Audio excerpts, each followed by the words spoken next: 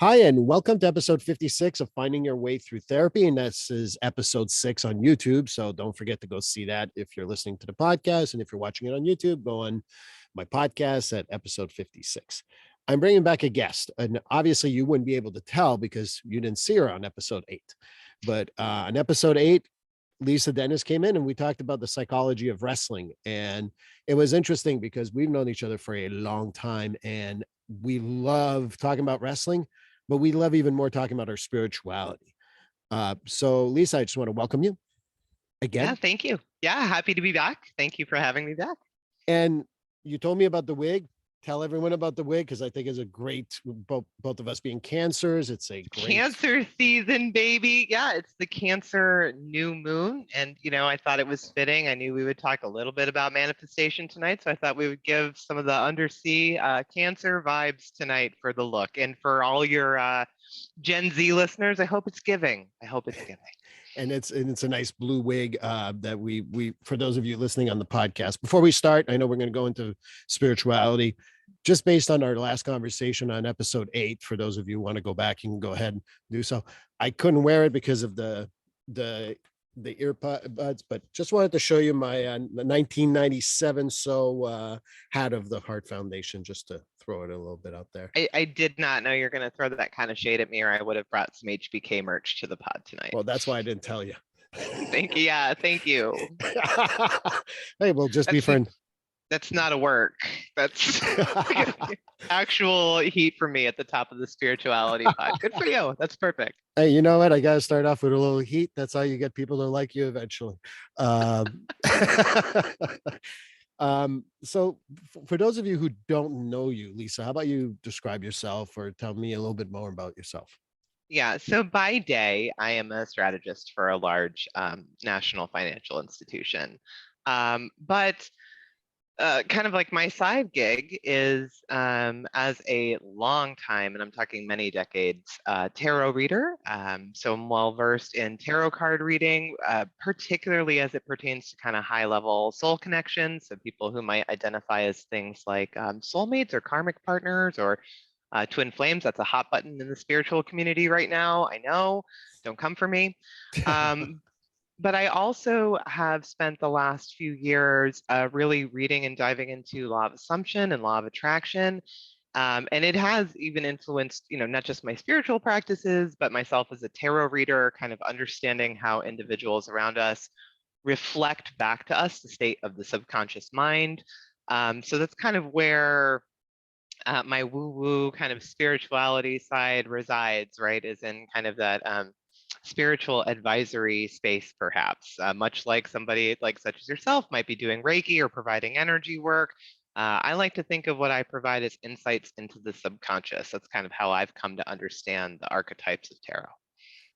I think the archetypes of tarot are misunderstood a lot. And, people just think it's a bunch of cards and a bunch of woo-woo stuff. But, there is intuition and there is stuff that comes from within when we feel that. That's the energy work that we get from the cards, frankly.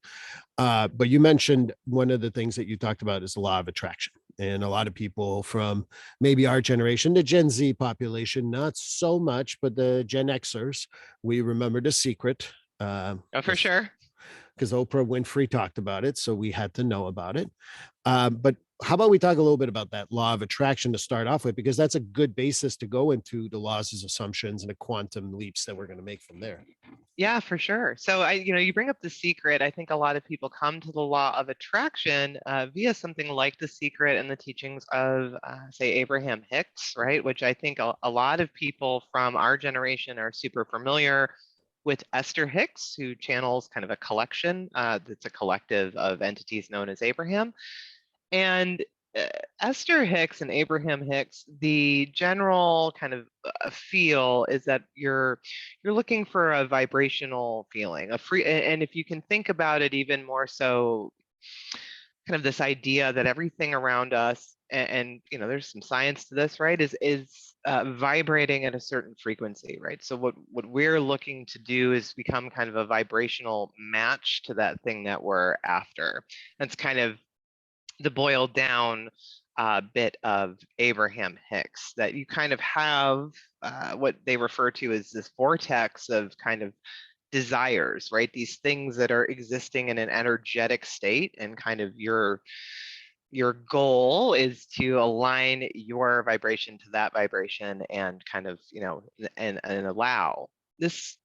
Builds on the teachings of a gentleman from the early 1900s into the 1940s known as Neville Goddard. Neville is a great resource for those of you who really want to kind of understand this better.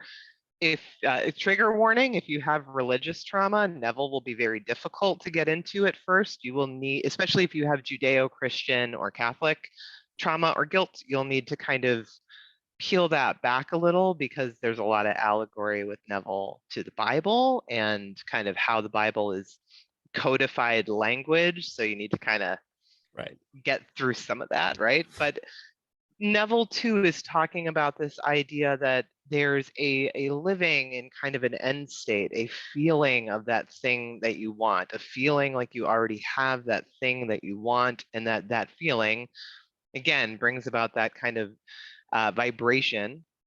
I think scientifically, we could probably get into talking about some quantum mechanics, right? But essentially, you're seeking a certain waveform, right? You're Right. seeking to bring yourself into a certain frequency form, and much like Abraham Hicks will talk about, kind of raising your vibes from things like anger and fear to things like, love, harmony, acceptance.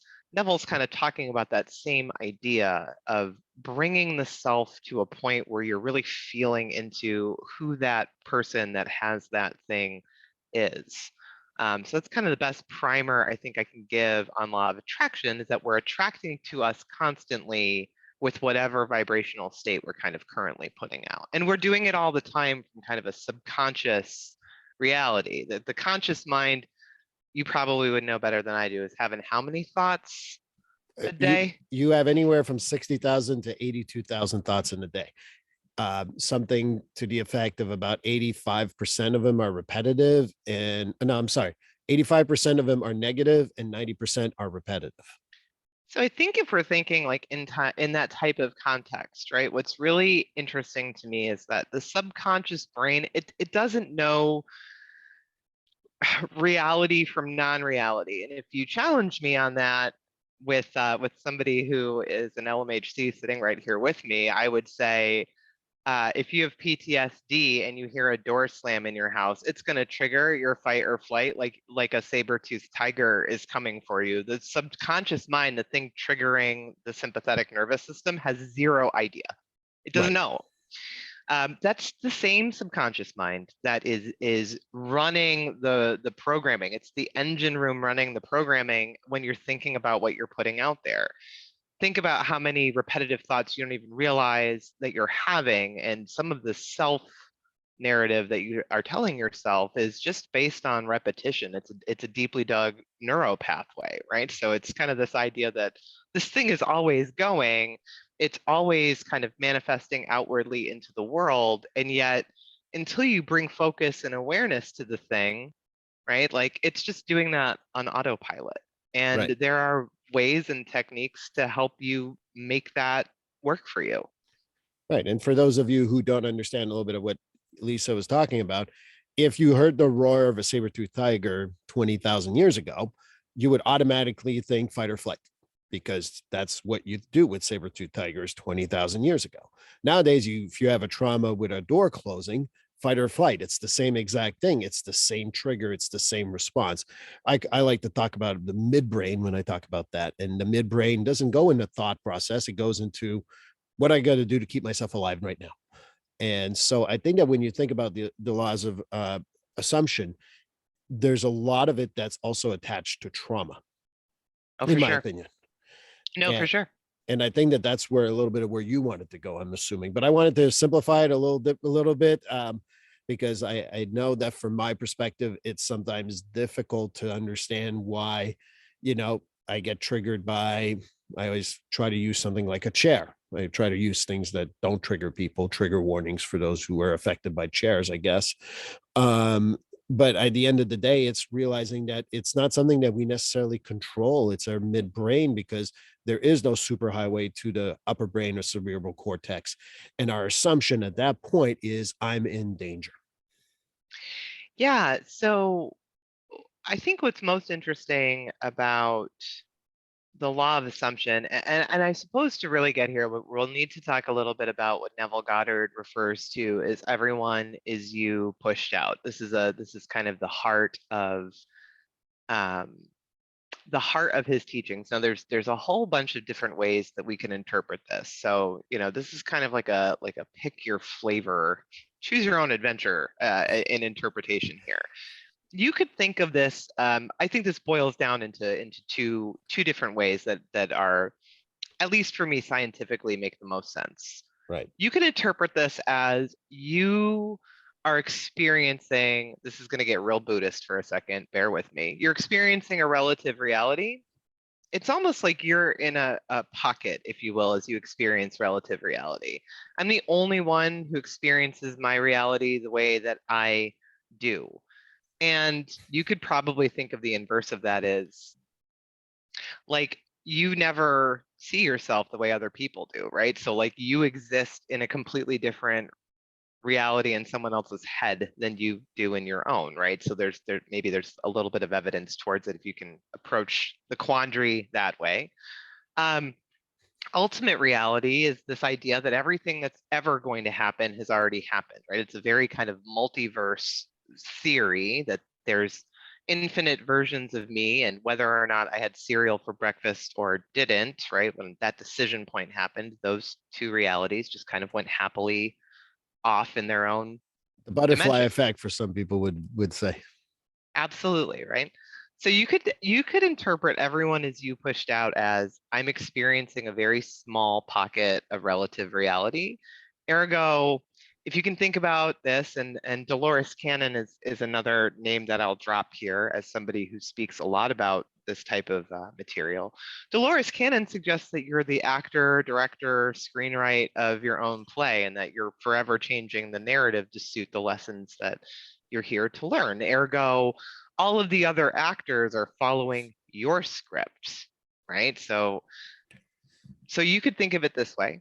One of the other ways people like to interpret Neville is, and everyone is you pushed out, is that anyone can only reflect back to me what my own internal state is, what type of self narrative, self monologue I'm putting out there, right? So that depending on which flavor you like, they're slightly different, right? Because one kind of suggests that like I'm the only player on the stage at any given time, and the other suggests like that might not be true, but what I'm putting out is absolutely being reflected back in me. So kind of pick whatever flavor of that seems more feasible for you, or I think as most new Yeah. thought people say, take what resonates and leave what doesn't. But that's kind of the two schools of thought to think about everyone as you pushed out. Well, I think it's also about how we interpret the world, right? I might have discussed this with people on my podcast. I don't remember, but this is one of my favorite studies. They staged an accident and put people at a different corner, four different corners, and they said, write down what you saw in the most non-subjective way, the most objective way. How many stories matched up? And the answer is zero, Correct. because we see the world the way we want, not because people are ill-intended, but because we want to see the world in a certain way. Correct. And there's a million different things that are coloring that for us, right? So Trauma, absolutely. depression, schizophrenia, physical ailments, height, size. Right? Like all of those things. Some of them are Never mind the conscious, brain. Never mind the brain. right? Some of those things are physical, some of those things are conscious, some of those things are subconscious. Um, and I think if just to give some practical examples before we get into maybe some more wild examples, we could even say things like, picture a time when you were practicing for a job interview and you really practiced. You were in the mirror and you were having both sides of the conversation. Think about how many times the actual conversation played out exactly as you had rehearsed it. Or you're driving somewhere and you're picturing, I'm going to get a spot and it's going to be right here. And how many times you get there having kind of pre-paved that for yourself and you're like, oh, there's that spot, I knew that was going to be open, right? Or I knew, like those things that you chalk up to intuition I'm not saying there's no such thing as intuition, but I am saying when we do some neural pre-paving for ourselves, a lot of times we end up with these funky coincidences where the thing that we envisioned is the thing that we actually lived through in some way, shape, or form, right? And that's that Right. idea of everyone as you pushed out, where I'm putting out that scenario, I'm feeling into that scenario, and then my outward world starts to reflect that back in at me. Those are really great examples of how that works. But, I could say things like, and, maybe let's go here so we can talk a little bit about the psychology of trauma. But let me put it this way for some of your listeners. I want you to think about a relationship that you've been in, maybe where maybe you were with someone who had like anxious or avoidant attachment, and you started to, in your mind, feed that loop, like either they were being unfaithful or they don't think I am X, Y, or Z, attractive enough, smart enough, right? You start to build up the scaffolding of a narrative in your mind. And I'm not advocating for individuals not taking accountability for not treating others well, but I am saying that a lot of times the thing that we're terrified of, that we continue to run and rerun, that type of vibration can give our partners this sense of they just don't want to be here. I don't understand why they are pushing me away, right? Right. Although we perceive it as them pulling back, but in actuality, we're providing the push polarity through the incessant anxiety of that ongoing self-concept narrative. Right. And go ahead. I want to hear more because the narrative is essentially what I find in therapy. Once you figure out a person's narrative, you can help them tremendously. But unfortunately, I think that narrative is hard to break for some people. It is, and I think this goes back to what we were talking about with how many thoughts that we have that we don't bring awareness to because we are either projecting into the past and we're working through trauma or trauma bonds, right? We're working from that wounded part of us, and we've developed self-concept narratives to protect ourselves, or maybe even in a better place to say to protect that inner child or inner teenager, right? Like we're working very hard to make sure that like I don't go through that again, right? That, or we're projecting forward into the future from a place of anxiety, right? What will happen? How do I again, how do I protect myself from not going through that thing again?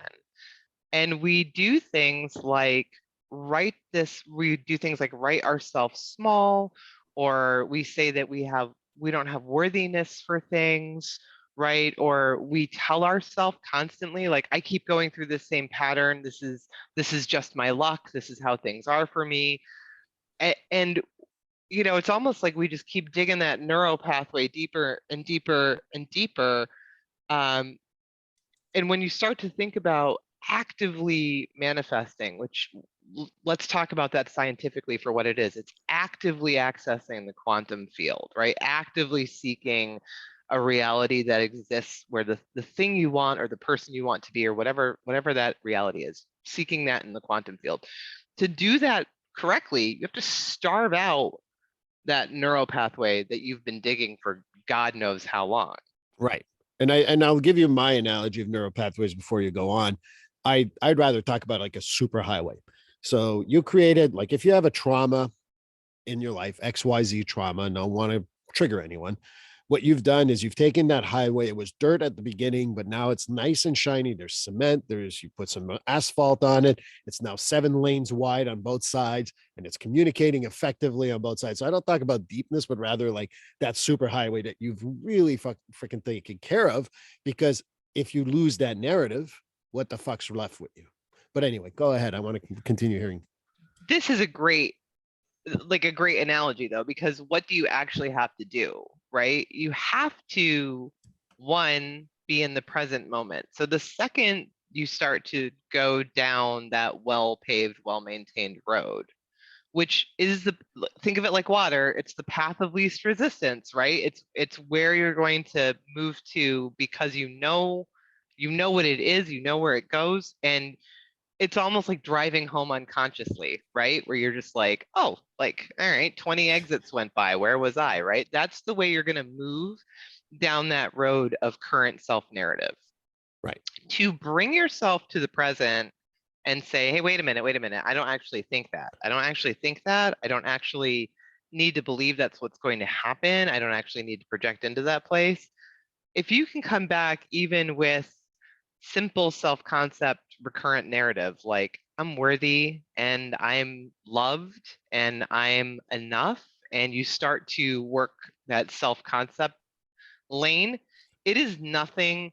You're lucky if it's a horse trail, right? When you start in on it. Right. And I'll give you an interesting anecdote that you see from a lot of people when they start work with law of assumption or law of attraction. They'll say something like, and I hope that this is true for some of your viewers. I hope they have the aha moment here. Say, I don't know, I was doing self-concept assumptions, affirmations, right? I was Right. doing those and some stuff works and then it stops. Right. Yeah, because you have and I'm going to go back to the brain science of it, right? But you have a neural pathway that's constantly firing, firing, firing. I'm not worthy. I'm not enough. Everybody always hurts me. Everybody always leaves. Blah, blah, blah, blah, The super whatever. highway. Whatever your bull pucky is, right? Whatever that is, it's going, going, going, going, and then all of a sudden, in a brief gap, your affirmations grab it and go, I'm worthy, I'm enough, and like I'm abundant. And all of a sudden, like, like the random like check for your gap insurance shows up in the mail, and you're like, oh, it's weird, like money out of nowhere. But like, all right, cool.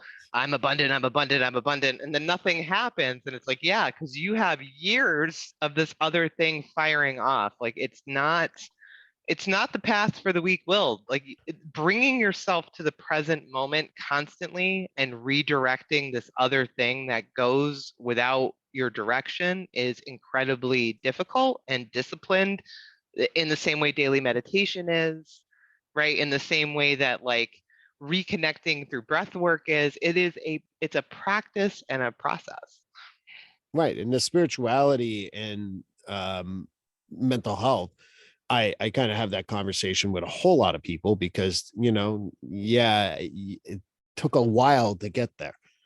Oh, you're now saying you're worthy for one day. Well, that's going to fix 36 years of really fucked up shit. Right? No, it's absolutely true, right? Right. And what you come by is starting to learn what triggers you. And this is such a hot button word, but like listen, when you if we go back to this thought of everyone is you pushed out, you can begin to identify where you have wounding by what fucks you up around you. So what I would tell anybody looking at the law of assumption or looking at the law of attraction is when people like do the fucked up shit and you're trying to be like, if everyone is me pushed out, like why would they act this way towards me? Well, it's because you have a deep-seated wound around that. You have a narrative around that. They're playing that energy out to you. It's a great way for you to go, oh, I haven't worked on my shit around this thing, right? Like, oh, like when people act this way or that, or I have feelings of lack around money, and I always feel like I don't have enough money. Well, what was money like when you were growing up? Right. What did your parents tell you? Did they tell you you have to work insanely hard? Did you grow up in scarcity? Are you running narratives that scarcity is the norm? Right. Right? Or oh, like they ghosted me, they didn't text me back, right? And it's like, and are you waiting? Like, are you waiting to feel enough? And is it like that dopamine, that hit, that thing that they do that causes you to feel worthy? Or it's kind of this idea of like you still have to start knocking people off of pedestals and start placing yourself kind of back there, right? And Right. to do that, you have to dig in to your trauma. You have to, because it will point out time and time again where you're still fucked up Right. without fail. And when you say digging about trauma, it's not as easy as it sounds because No. One of the things that I've learned through work as a mental health counselor, but also in the spiritual side, there's such a narrative about trauma that comes from a lot of fucked up shit, including I deserve this. Yeah. Well, I think what happens over time is you start to identify with the thing, right? And in identifying with the thing, you have to start, it's vicious, but you have to rationalize the thing, right? That's part of surviving it, right? So if you are, whatever, a survivor of whatever type of abuse or whatever type of abandonment or, whatever it is, and I'm speaking, from myself as a trauma survivor, right? But you have to start to justify the thing, or it's like, why else would it have happened, right? Like the idea that your trauma is like this tautology of it happened because it happened is very hard for people to take in.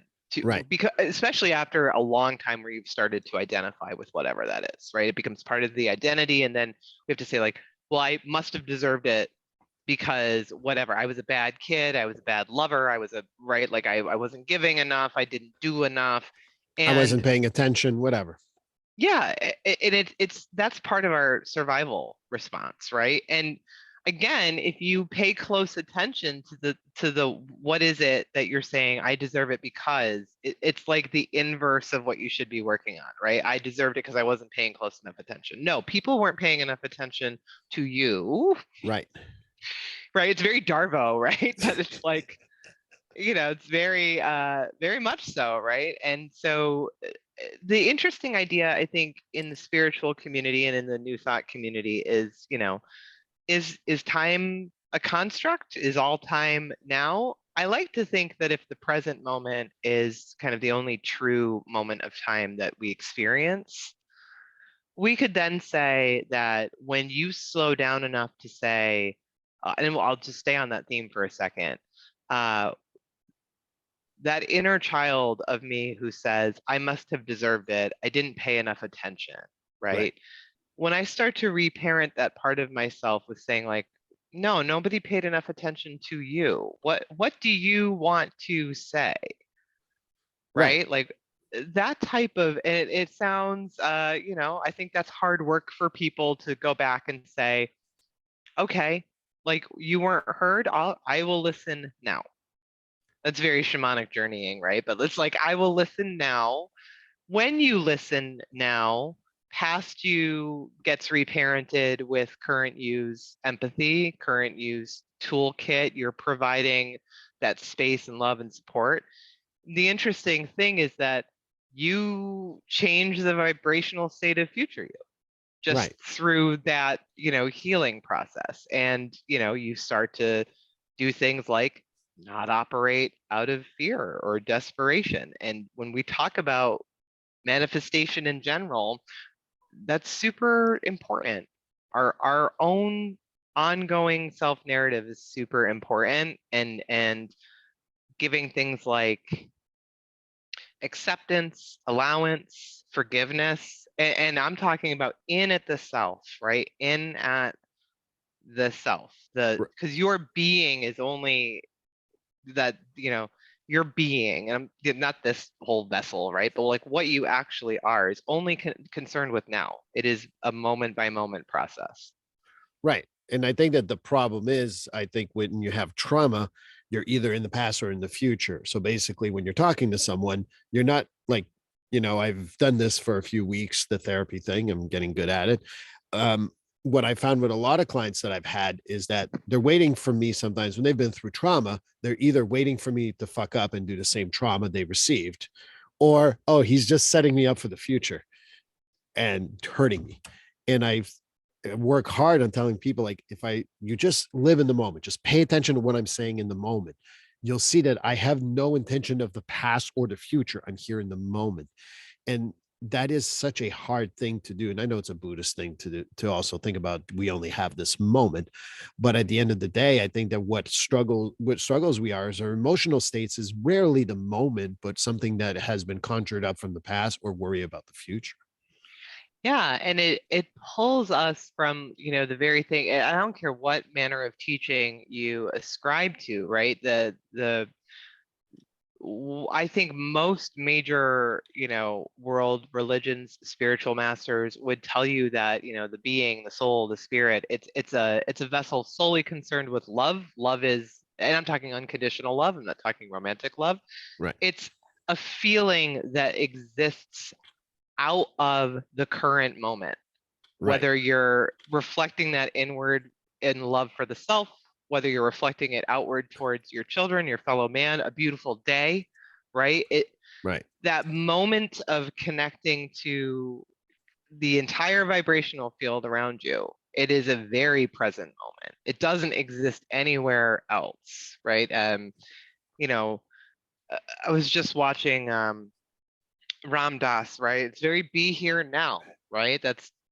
But he wasn't wrong, right? It's the only moment that matters in any type of, even if you're perceiving time as linear. I can't go back and change what I said up till now on this podcast. I have no idea what I will say to the end of it. All I can do is stay right here focused in the now and give it my full attention, and hope I get there. um, that's it, right? um, and that really does start to think about the quantum field, right? This idea that everything that you want exists on a wave. It's a point on a waveform. It's waiting to collapse into something physical that you can see. For those of you who want more science around this, I would tell you go look at Schrodinger's cat. That's probably one of the easiest ways to think of this paradox, right? It is both this and not this until we observe it and it becomes this Right. thing. That's everything you want, from the house, the life, the abundance, the vacation, the whatever it is. Problem is our own bullshit gets in the way. Our own narrative of I'm not worthy, or I deserve something other than that, or somebody else deserves that but not me, or you know it's very hard to redirect the present thought back to it doesn't have to be that way. Right. And I think Yeah. that there's a few things that you said. Schrodinger's cat is a great analogy. And for those who want to Google it, go Google it. If you want to watch a TV show that explains it fairly good, Big Bang Theory does a great job, and the TV show Numbers also did a fantastic job on that. Because there is a paradox there that's kind of important to remember in regard to Schrodinger's cat. However, one of the things that you really describe and you talked about, it's progress is non-linear. And I think that the other thing where people get stuck on, the laws of assumption and everything else is that, oh, I'm getting better, so it's got to go like this. And for those of you who see it, it's going, no, that's not how life Yeah. is. It's going to be waves and waves, and maybe the wave is always going up, but there's going to be downs among those waves. Oh my God. I think that's probably one of the best, it's like working out or any other process, right? But from my own experience, yeah, and that's a book in and of itself. But for my own experience in bringing about the versions of some of the relationships that I've wanted to surround myself with, the if you were to take it's almost like if you were to look at crypto, you're looking at Shiba Inu and you're looking over the course of a day and it's like, oh my God, right? And then you zoom out a little bit and you look over the course of a week and it's like doing this. And then you look over the course of a year and it's really doing this, right?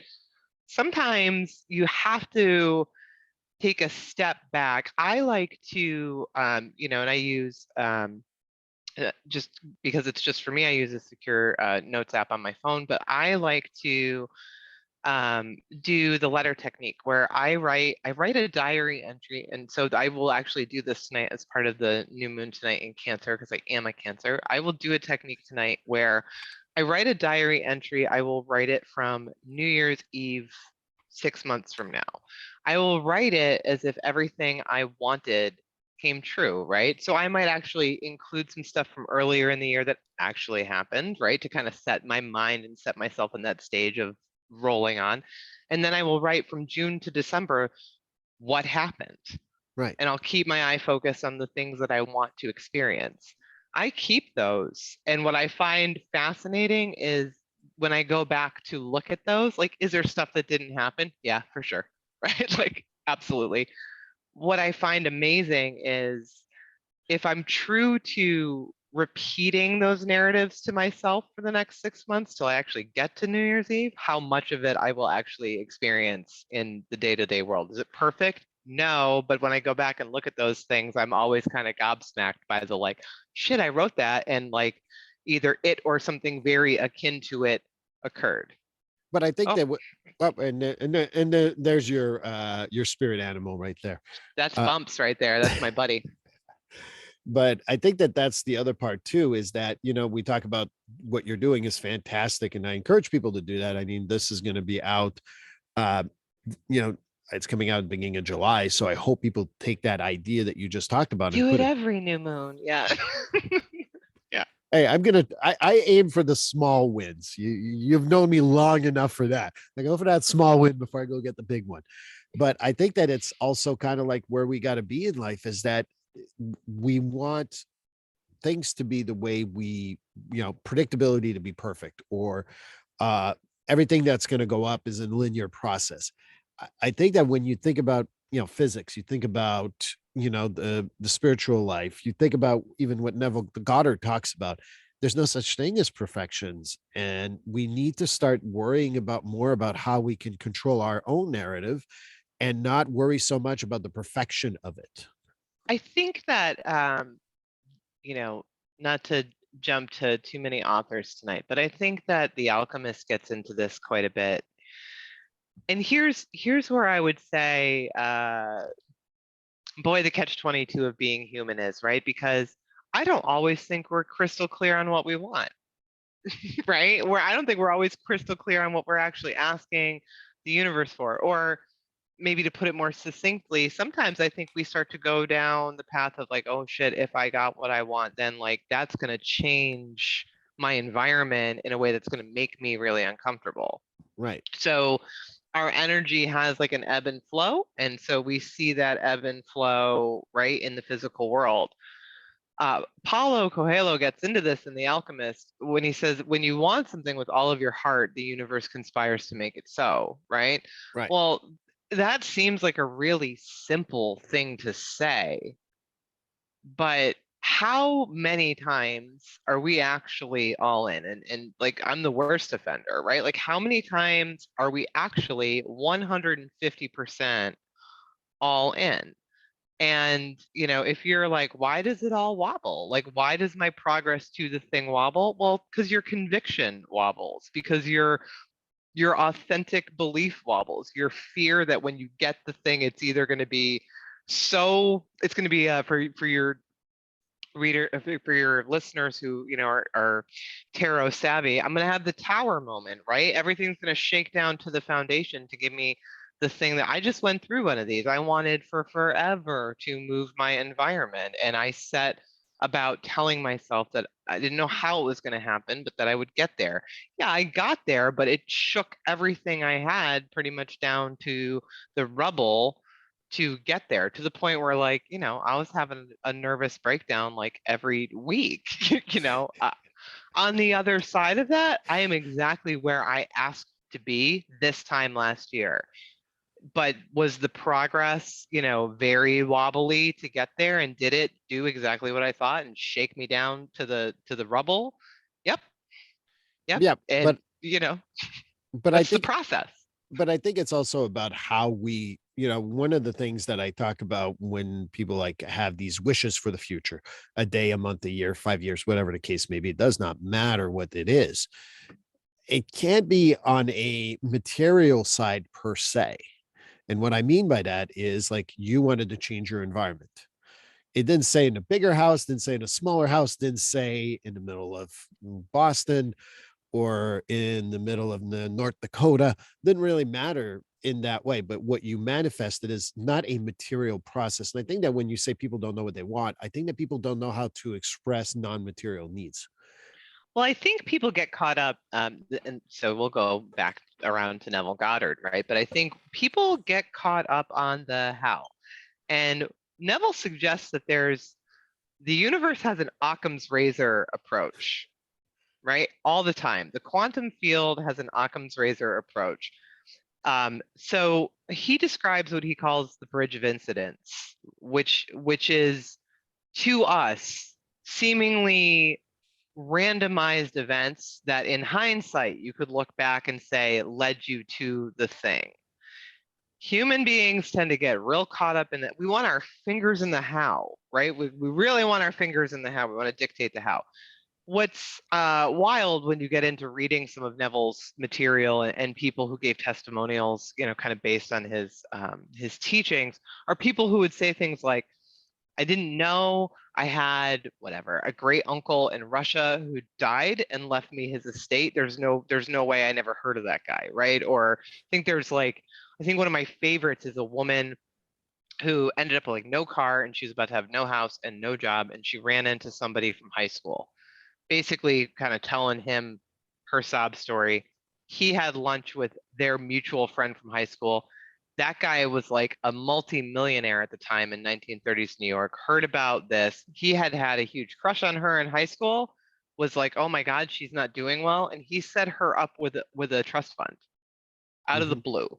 Right. And I think at the time it was like $2,500 a month, this is like in the 30s, That was an a lot of money. unreal amount of money. Right. Right. And so it's this idea of, if you start to hem the universe in, you start to put the parameters on, like it's got to be like this, it's got to be like that, it needs to be this house and this.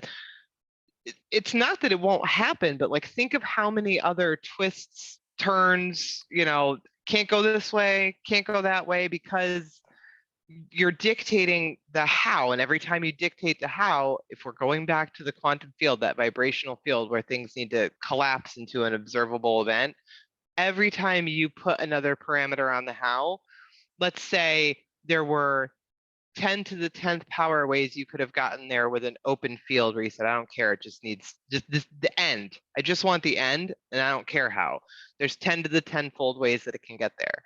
Right. Then you start saying, well, this is the end, but it needs to whatever. It needs to have a burgundy car. Well, now maybe it's like 10 to the fifth that you could get there, right? Because that other probability matrix doesn't involve that. And then maybe you go, well, yeah, and then it also has to involve my stepbrother, Pete from Terre Haute. And then it's like, oh, okay, well, now it's 10 to the one because, Right. right? Like that's so oddly specific to get you there. So what I would encourage people to do is exactly what, what you're talking about in my situation is get into the feeling of the person who has whatever the thing is, the end state. And by the way, the end state is almost never money. Okay, just going to throw that out there. Money is a means to something that you want. Money is a means to things like freedom or independence or security. So I would tell you, if you're thinking, I need more money, why? You got to like Six Sigma that shit and start asking yourself 5 whys. All right, like, why do you want the money? Because it makes you feel secure. Why do you need to feel secure? All right, because, right. And then think about the version of you that feels secure, whether it's job security, right? Whether it's a feeling of peace and prosperity for your family. You want to lean into that feeling and think, act, and tell a narrative as if you are that person with that thing, and sit with that feeling. For those of you who are like, I can't meditate, I don't like to do the ohms, I don't like to chant, I don't like to, right? Okay, a great meditation for you is to have a picture this. This is a great meditation for you. Picture you telling your best friend about your life with that thing that you want, as if you have it today. You're talking with your bestie like you're on the phone. You're going to talk that through.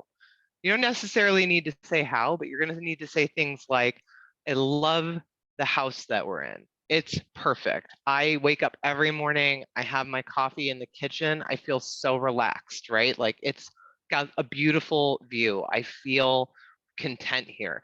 Right. Feel into that state. That's the vibrational thing that you want. And how you got there doesn't matter. You already have it. Doesn't matter how you got there. Let go of that.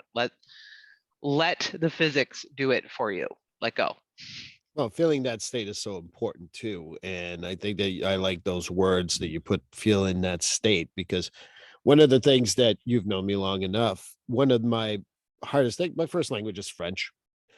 And I always find it really hard particularly in American culture. And yes, here I'm American now, so I can complain all I want, apparently.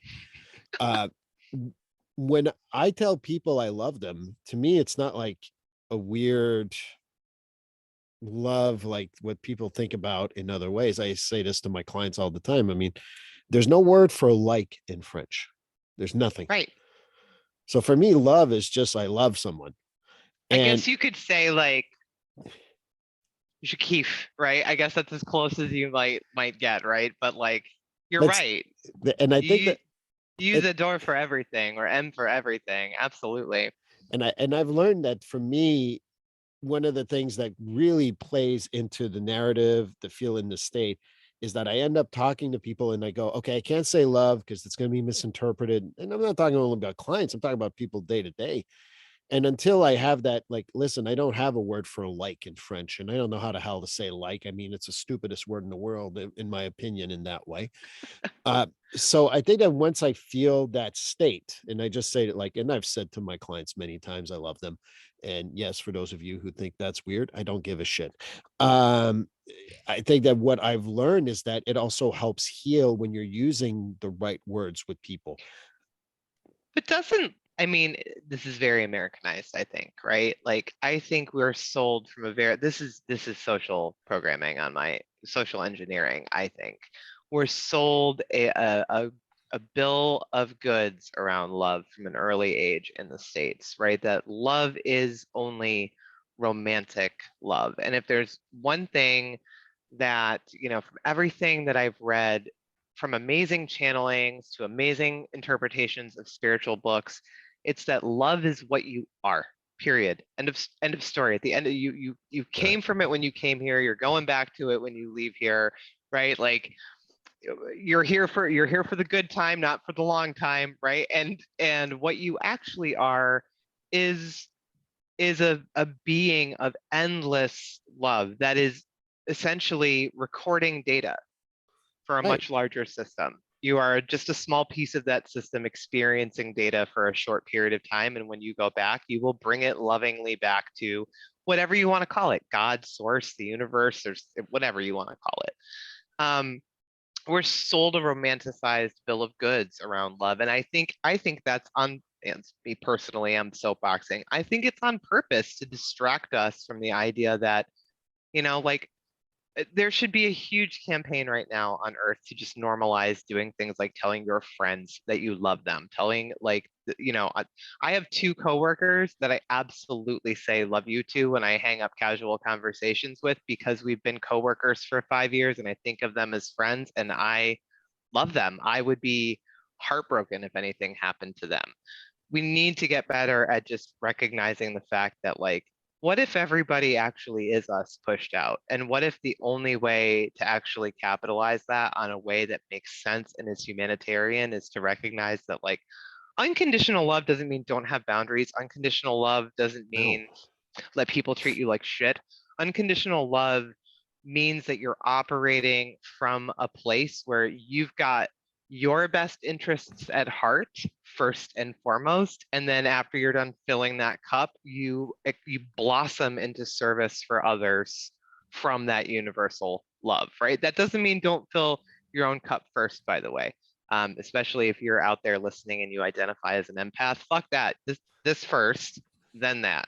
Right. But This I first, then that.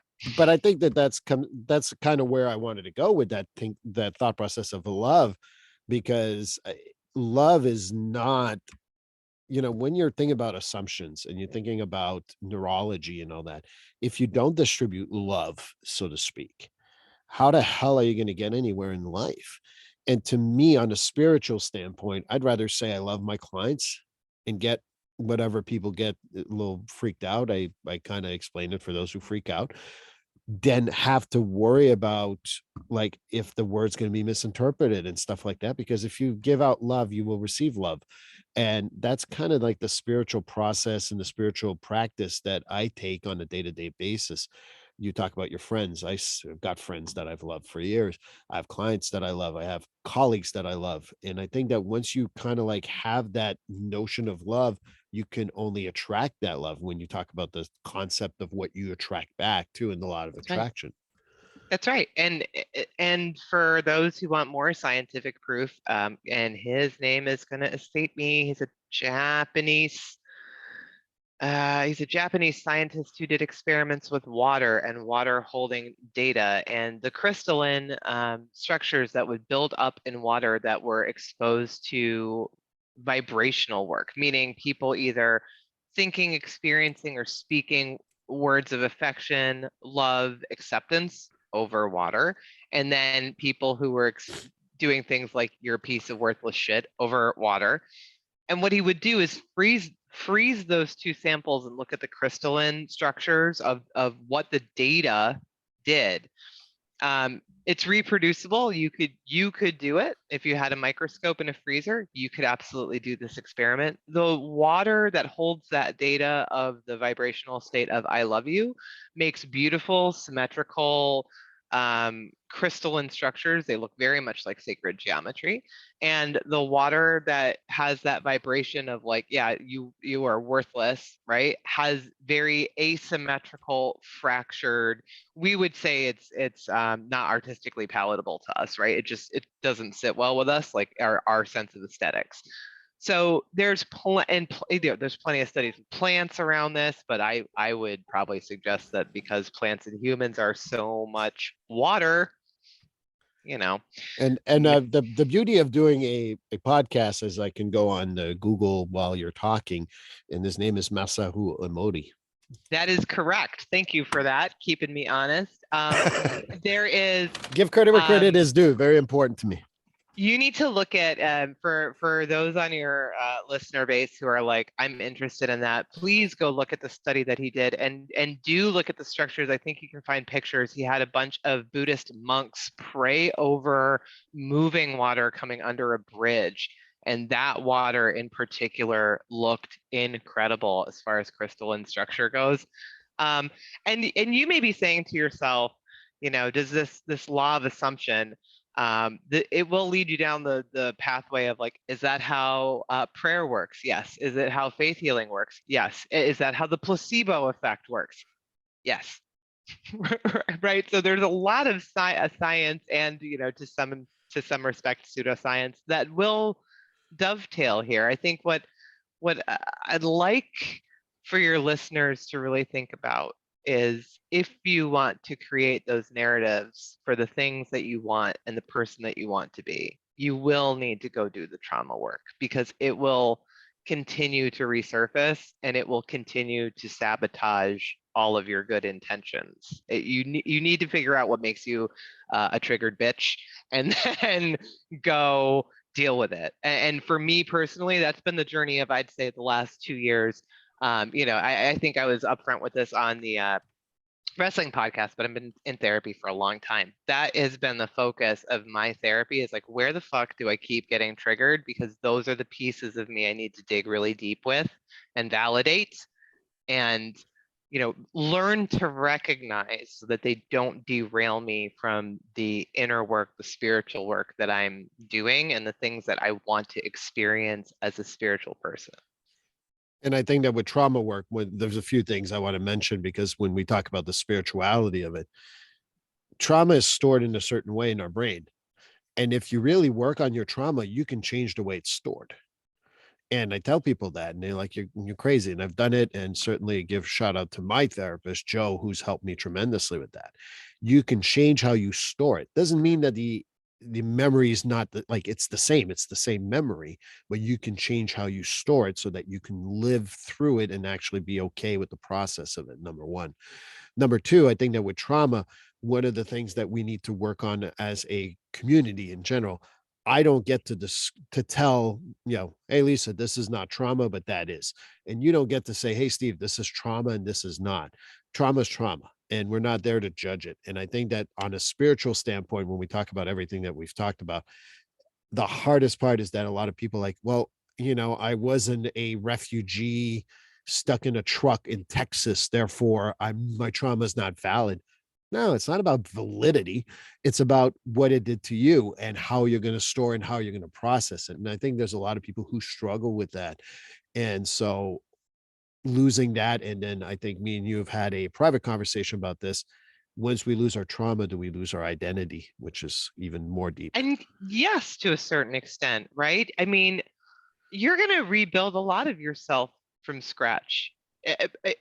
no matter what path you want to go down in the spiritual community, whether you're into law of assumption, law of attraction, whether you're into bhakti yoga, whether you're into the Tao or Taoism, right? No That was matter what your flavor is, whether you're witchcraft, whatever it is, right? Which is just spicy psychology anyway, in my opinion. But no matter what your flavor is, you will inevitably, something will bring you to a dark night of the soul. Something inevitably brings us to the point where our ego, what we consider ourselves to be, gets shaken down enough where you don't have many choices, right? You could, unalive maybe. That's where I was. That's what brought me into therapy several years ago. You could decide to go, balls to the wall with spirituality. That's cool too, right? But as you learn to heal from trauma, you'll need to kind of think about, all right, well, without my trauma, I'm saying trauma will take up, you can't see me if you're not watching, but just think of a big, big circle that represents your trauma, right? And that's a space, let's say, the boundaries of yourself. And maybe today trauma fills that all the way to the boundaries. And as you start to heal it, I'm not saying it ever goes away, but it becomes a very small compartment of that boundary. right. And then you have all this space around it. And what is that? Once that trauma becomes this very small part of the identity, then what is this other thing? The cool thing is that if we're present, and kind of tying it off, I guess, but if you're present with the self, if you start to panic and go down that old narrative of worthiness or abandonment or whatever, it's like going back to like booze or drugs or gambling, right? Like it's like if you start to go back to that thing that felt good because it was what you knew, stopping that and going back to like, no, like I am worthy and I'm an individual who is loved and loves and is abundant and who is chosen and prioritized, and that's the narrative that I choose to tell for myself. And building practices around the things that you can do for yourself that make you feel that way, whether that's going outside and walking around barefoot, cooking yourself a good meal, sitting down with a good book, um, taking what my best friend and I refer to as the hot bitch bath, right? Which means like the bath bombs going in, the candles are getting lit. I might be pouring a glass of rosé. I don't know. Like You're such a I'm taking cancer. care, I'm taking care of the vessel, right? Whatever that is that validates those feelings, and you're validating those feelings for you. You're not going out to seek that, right? You're saying like, what am I going to do for me that reinforces those feelings of being loved, worthy, abundant, chosen, prioritized? You can create that vibrational state in yourself by giving that thing to yourself. It's just being cognizant of when the train of thought starts to go this way, reining it back into the present moment and giving yourself that gift of whatever is going to reinforce what you want in life. And the thing I want to say is that the trauma that you described and how it empties once you start doing the process, it's not empty space, it's new opportunities, which you can fill with whatever the hell you want. And I Exactly. think I think that that's kind of like a great way for us to kind of like wrap it up here because it's already been an hour. Uh, Me and Lisa can probably talk another 2 hours about this, but interestingly enough, when we were supposed to originally record this, you had COVID, and this time it's my turn. Yeah, now you have the Rona. I know. She's just the village bike, this Rona. Just And I going feel around. and I would love to continue your conversation, but I also know that the attention span of most human beings is an hour. Number two, I'm fading. I'm feeling myself fade. So I'm just gonna call it what it is. I'm fading. You need to So give yourself the gift of that sleep. yeah, no kidding. So I want to thank you again. You were the number one show in the first season by That's far. Thank you. That's awesome. Just gives you something else to aim for season five, which we're in right now. And so, but I wanted to thank you. I've known you for a long time, and the richness of our relationship is always something that I've absolutely loved, and I really love you and appreciate you. And I want to make sure I said that. Yeah, I love you and appreciate you too. very, very much. And for those, we talked about a bunch of stuff today. Neville Goddard, Abraham Hicks. What else? The Dolores, Alchemist. If you Dolores, haven't read it, Dolores, Dolores Cannon. Those would be the four. and then and I still think that going to the Masaru Emoto to look at the study would Yes, be. do go look at the water. Do go look at the crystalline structures of influenced data inside water. It is an amazing study, and if you're scientific minded, I think will be something that will truly interest you. So And yeah, good call out. I think that for me, when everyone has something to plug, you're plugging other authors. So beautiful. Yeah, well, sorry. There's also an equally lovely author on the pod today. It's not me. Thank you. But I also think that if people ever want to go on TikTok, they perhaps could find you. They could find me at Queen of Cups Tarot Double Deuce, Queen of Cups Tarot 22 on TikTok. I do provide tarot and from time to time some self-deprecating funnies over there, but you can find me there and Instagram, Queen of Cups Tarot 22, where I do provide tarot insights to folks who are looking to connect. I recommend it, so I want to make sure we plug that too. Thank you for that. I'll talk to you soon. Yep. Adios.